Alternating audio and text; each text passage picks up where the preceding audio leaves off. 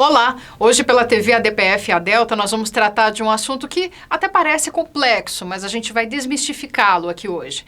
É a decisão do STF que descaracteriza como crime hediondo o tráfico praticado por réu primário.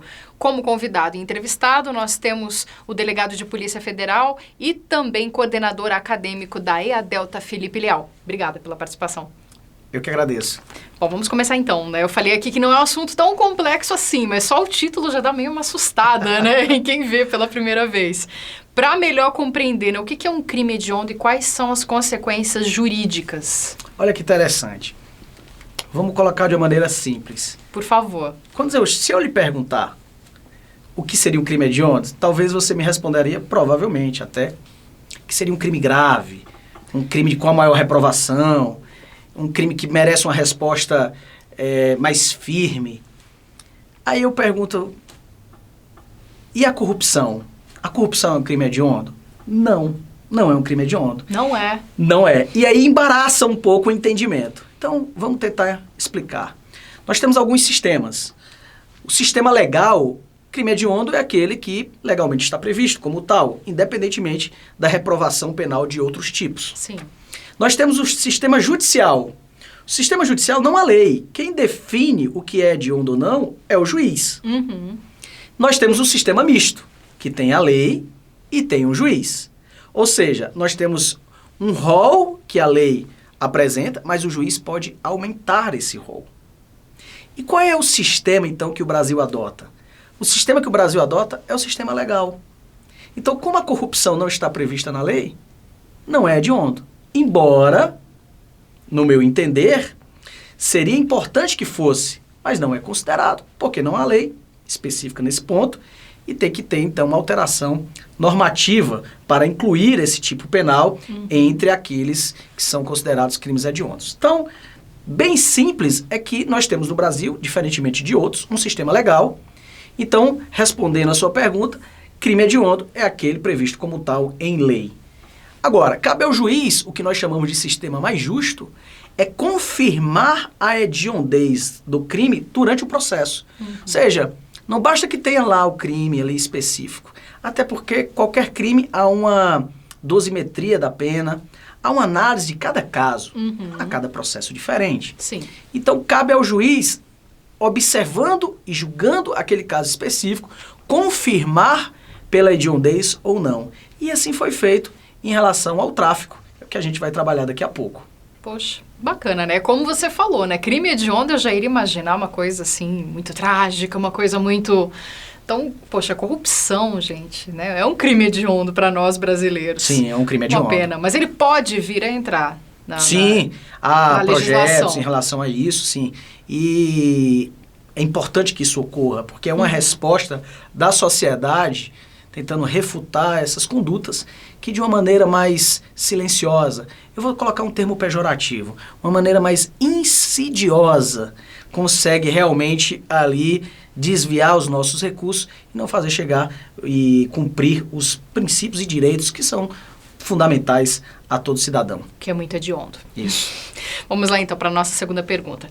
O tráfico privilegiado, ele é considerado um crime hediondo? Era. O que é importante? O que seria o tráfico privilegiado? O tráfico privilegiado é aquele em que o réu, naquele caso especificamente, ele é um réu primário, ele tem bons antecedentes, em contrário senso, ele tem bons antecedentes, ou seja, é uma primeira oportunidade em que ele acaba transpondo o mural da licitude e acabar indo para o campo ilegal. Ele não integra nenhuma organização criminosa, ele não fomenta nenhuma organização criminosa. Ou seja, a gente vê muito isso, Janine, em algumas situações de mula. O que são mulas? São pessoas que transportam drogas, né? Ora, seria justo, e aí o sistema do mais justo, seria justo considerar aquela pessoa que recebeu 1.000, 2.000 reais como exemplos, para transportar uma droga, a mesma reprovação daquele que realmente vende, daquele que realmente tem o domínio da situação, não seria justo. Uma vez, interessante, eu trabalhava no Nordeste nessa época e recebi um flagrante de uma pessoa que acabara de ser presa num aeroporto. E aí, observando ali os pertences, inclusive depois a gente tendo acesso ao celular, a gente observou ali que ele achou aquilo tudo uma maravilha, sabe? Você tirou foto entrando no avião, tirou foto na cadeira do avião, mandou mensagem, olha, tô andando de avião, tô aqui no avião, enfim, tudo empolgado como primeira viagem que ele tinha feito, de uma região norte para a região nordeste. Ora, primeira vez, não tinha nenhum registro criminal em seu desfavor, não integrava uma organização criminosa, ou seja, não tinha realmente um conluio de vontades, apenas aderiu à organização criminosa, aos seus intentos naquele evento específico. Então não há como tratar da mesma maneira. Forma, né? Então é o que eu falo. Estaria previsto? Sim, o tráfico está lá previsto. Então está na lei, pelo sistema legal, nós teríamos o tráfico como um crime hediondo. Só que o sistema do mais justo é olhar caso a caso e considerá-lo uma menor reprovação. Então, o que a gente chama... Imagine que a hediondez fosse uma tinta. Sim. Bem intensa, Janine. E quando você reconhece que ele tem uma menor participação e que ele tem uma primariedade, essa tinta dilui. A reprovação, não que ela se afasta, mas ela é bem menor do que aquele realmente o traficante e principalmente uma figura que poucos falam, que é o financiador do tráfico. Então, eu acho que foi interessante, houve uma mudança. Então, antes era assim considerado, hoje não mais é. E essa mudança é boa, é ruim? Essa mudança de entendimento? Eu acho que excelente, porque nós temos a individualização da pena, é um dos princípios do direito penal, seja na cominação, que é a fase da legislativa, seja na aplicação da pena, que é a fase judicial, de você sentenciar pela dosimetria, seja na execução da pena, ou seja, realmente não é lidando caso a caso só, é lidando caso a caso e lidando com a responsabilidade de cada pessoa nos casos específicos. Então, com esse entendimento específico ali de diluir a hediondez, e aí não tornando mais um crime equiparado a hediondo, até porque doutrinamente a gente faz essa distinção. Ele é um crime equiparado a hediondo. Né? Mas então, não chega a ser... É equiparado em seus efeitos e suas consequências, né, especificamente. Então é um crime equiparado e não especificamente consta aqui naquele rol que eu havia comentado no início. É realmente complicado, né? Porque eu participei de um flagrante desse de mula e realmente você via que era uma pessoa muito simples, muito até um pouco semi-analfabeta, e você fica ali, né, naquela situação, poxa, como que foi cair nisso, né? Você sabe que a pessoa, aquela ali, ela não é a mandante, ela não é a que está por trás de tudo, é simplesmente a vítima, entre aspas, assim, né? Vamos colocar assim, porque ela também, infelizmente, foi inserida. Ela acaba sendo inserida, alguns, não é afastando, mas é minimizando a responsabilidade, acabam cedendo a um convite da ilegalidade em contraprestação pecuniária. Certa vez eu estava no interior de Pernambuco e quando há uma abordagem policial, as pessoas costumam o quê, né? Elas se distanciam até da mala onde tem a droga, né? Com certeza. E aí eu me antecipei para que no momento da abordagem eu já conseguisse visualizar quem iria sair perto da sua bagagem, da sua poltrona, sairia da bagagem, e assim aconteceu com uma senhora que tinha uma filha. Primeiro momento aquilo me estranhou, a filha pequena, acho que não mais que 4 anos, mas no final se confirmou que era ela a responsável. Poxa. Eu lembro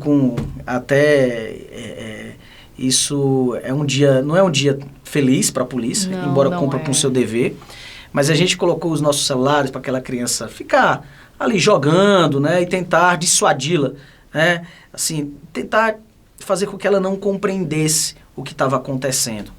E obviamente hoje, inclusive pela lei, mas já fazíamos isso antes, a gente dá todo um apoio, chama alguém da família para recebê-la. Enfim, ela é uma mula, uma pessoa. Ora, quando a gente observa a alteração legislativa da lei anterior da droga para a lei atual, inclusive com o aumento do prazo do inquérito, hoje, por exemplo, nós temos 90 dias quando o investigado está solto, como prazo inicial.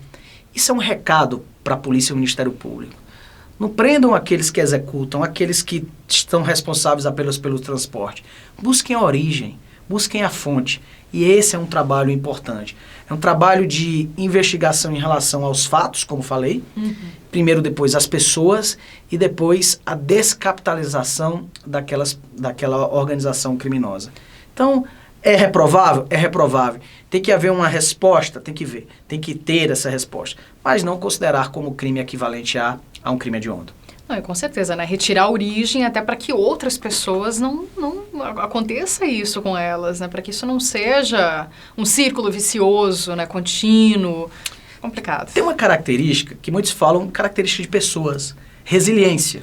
Resiliência. Ouço muito falar dessa palavrinha. Resiliência é um termo importantíssimo, né? Alguns têm aquelas figuras de rede social, aquele você coloca ali pendular, né? Então, resiliência é aquele que leva uma ação específica, mas volta ao seu estado de origem, aquela pessoa que passa por uma situação difícil, mas consegue retomar o seu ânimo na vida. Sabe que essa é uma das principais características da organização criminosa? É a resiliência. Resiliência é quando aquela investigação que só alcança determinadas pessoas e não o dinheiro, ela substitui aquelas pessoas. Porque está intacto, né? A origem ali está intacta. Exato, ela está ali, municiada, ela está ali em sua robustez financeira. Não atinge. Então, alcançar pessoas que apenas executam os atos e não o que a gente chama autoria de escritório, aquele que fica ali organizando, coordenando, aquela pessoa que tem o domínio do fato, aquela que tem um domínio completo das ações, que quer aquele crime para si, aquele que se beneficia realmente do dinheiro. Esse é o caminho da polícia. Aliás, a sociedade espera isso da Polícia Federal. Não espera a gente trabalhar especificamente com um transportador. Ele quer saber quem é o rico que está financiando. E esse é o nosso papel. Que ótimo. Vamos para a nossa última pergunta, então. Na sua opinião, quais são as consequências dessa decisão do STF? Ora, como falei, a hediondez, ela não é um rótulo apenas. Esse crime é hediondo, então é considerado como um crime mais grave. Não é isso. Nós temos consequências jurídicas importantes em relação a considerar ou não um crime como hediondo. Por exemplo, quando considerado hediondo ou equivalente, né, equiparado a hediondo, o regime inicial de cumprimento é sempre um presídio de segurança. Não é uma colônia agrícola nem um regime aberto, é um regime fechado. Esse tem que ser ali o início sempre. Embora, obviamente, sabemos que há possibilidade de progressão de regime. Sim. Não havia, inclusive. Mas entendeu-se, foi uma construção jurisprudencial, baseada no princípio da individualidade da pena, e não tratar da mesma forma aquelas pessoas. Imagina, 2 presos, um com mau comportamento e um com bom comportamento. No mesmo local. E o de bom comportamento não progride. Então, como que você vai trabalhar essas situações? Então, hoje, há um início de regime fechado, embora tenha a progressão, isso é importantíssimo, haver uma progressão de regime. Nós temos uma exigência de maior prazo para a progressão de regime, quando hediondo ou equivalente a hediondo. Nós temos um maior prazo para o livramento condicional também. Então, não é apenas um rótulo, há consequências. Então, afastando a hediondez do tráfico privilegiado, que é o que nós chamamos, há, então, que se afastar também as consequências que lhe são próprias. Bom, então, né, encerramos aqui o nosso assunto. Nós falamos sobre a decisão do STF, que descaracteriza como crime hediondo o tráfico praticado por réu primário. E sobre esse assunto, eu conversei com o delegado de Polícia Federal e também o nosso coordenador acadêmico da EADelta, Felipe Lial. Obrigada pela toda a explanação, porque eu também, né, tinha curiosidade sobre esse assunto, achei muito interessante. Espero ter contribuído para você e para todos aqueles que acompanham a Escola Nacional de Delegados de Polícia Federal. Ótimo, muito obrigada. E se você quiser saber sobre os nossos cursos, palestras, aulas e muito mais, é só acessar o nosso site, o nosso portal eadelta.com.br. Até a próxima!